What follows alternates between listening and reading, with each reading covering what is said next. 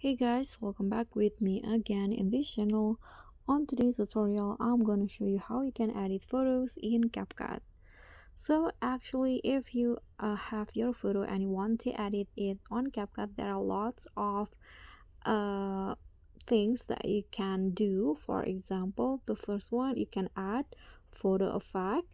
So here, go to effect and photo effect, and here there are lots of options that you can uh do in here. For example, I want to apply this autofill effect. Like that, the photo will become zoom out and it will have like an AI uh on my photo. And after that, if you want, you can also add some filter into your photo. For example, this cold ivory filter.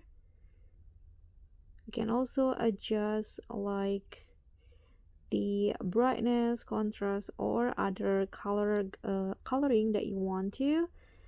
And you can also, if you want, you can also crop the photo by going to transform, and here you can do mirroring, rotate the photo, and also crop.